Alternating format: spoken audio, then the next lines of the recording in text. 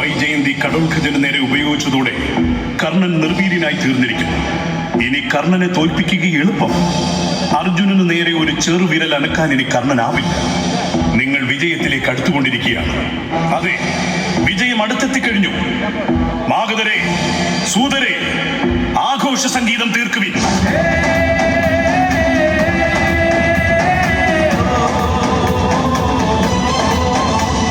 നീ പറഞ്ഞത് സത്യമായിരുന്നു. ദ്രോണർ, കർണൻ, ശല്യർ, അങ്ങനെ കൗരവ മഹാരഥികൾ ഓരോരുത്തരായി കൊല്ലപ്പെട്ടു. കൗരവ സൈന്യം ഛിന്നഭിന്നമായി. ചത്തുതീരാത്ത സഖ്യരാജ സൈന്യങ്ങൾ ജീവനും കൊണ്ട് പിന്തിരിഞ്ഞോടി. അതിനോടകം ജ്യേഷ്ഠൻ ഭീമൻ തന്റെ ശപഥവും നിറവേറ്റി. ദുര്യോധനൻ അടക്കം 100 കൗരവരെയും സ്വന്തം കൈകൾ കൊണ്ട് ഭീമൻ അടിച്ചു കൊന്നു.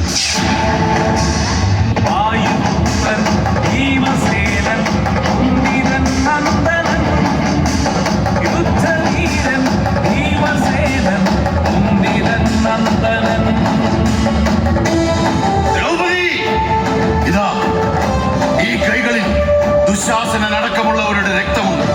പാണ്ഡവരുടെ വിജയമുദ്ര. പാഞ്ചാലപുത്രിക്ക് നീ അഴിഞ്ഞുലഞ്ഞ കാർക്കൂന്തലുമായി തല താഴ്ത്തി നടക്കേണ്ട. ഇനി തല ഉയർത്തി നടക്കാം. സ്ത്രീത്വത്തെ അപമാനിക്കുന്നതിനുള്ള ശിക്ഷ മരണമാണെന്ന പാഠം ലോകമറിയട്ടെ. ആണഹന്തകളെ ജയിച്ചുവെന്ന അഭിമാനത്തോടെ തല ഉയർത്തി നടക്കണം ഇനി യജ്ഞസേന.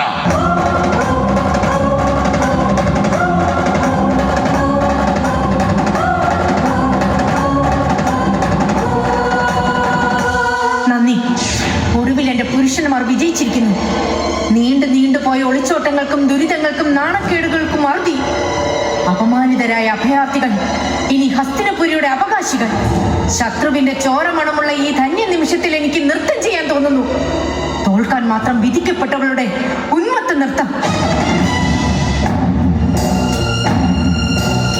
വിതുരരുടെ കൊട്ടാരത്തിൽ ചെന്ന് അമ്മയെ കാണണം. ജീവിതത്തിൽ ദുരിതങ്ങൾ മാത്രം അനുഭവിച്ച ആ മഹാസാധ്വിയോട് അമ്മയുടെ മക്കൾ വിജയിച്ചെന്ന് പറയണം. മരിച്ചവർക്കുള്ള ക്രിയകളും പിതൃശുദ്ധി ക്രിയകളും കഴിച്ച് ഏറ്റവും ശ്രേഷ്ഠമായൊരു മുഹൂർത്തത്തിൽ ജ്യേഷ്ഠന് പട്ടാഭിഷേകം.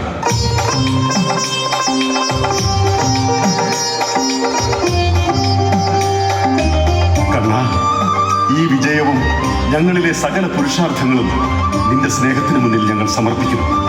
വിജയത്തിലേക്കുള്ള കർക്കശമായ വഴികൾ, വിജയത്തിന്റെ നിസ്സാരത, ജീവിതത്തിന്റെ നൈമിഷികത, ആത്യന്തികമായ ശൂന്യത, അതെനിക്ക് ലോകത്തെ പഠിപ്പിക്കേണ്ടതുണ്ടായിരുന്നു. ഇല്ല, ആ പാഠങ്ങൾ പൂർത്തിയായില്ല. യുദ്ധാനന്തരം എന്ത് എന്നതിനുള്ള ഉത്തരങ്ങൾ വരാനിരിക്കുന്നതേയുള്ളൂ. കൗരവ മാതാവായ ഗാന്ധാരി മഹാറാണി കുരുക്ഷേത്ര യുദ്ധഭൂമി കാണാൻ വരുന്നു. ഞാൻ പറഞ്ഞില്ലേ, ഉത്തരങ്ങളുടെ പുതിയ അധ്യായം തുറക്കപ്പെടുന്നതേയുള്ളൂ. ഒരു യുഗാന്ത്യത്തിന്റെ നാന്ദി കുറിച്ച ദിവസമായിരുന്നു അത്. കാലങ്ങളുടെ അന്ധത സ്വയം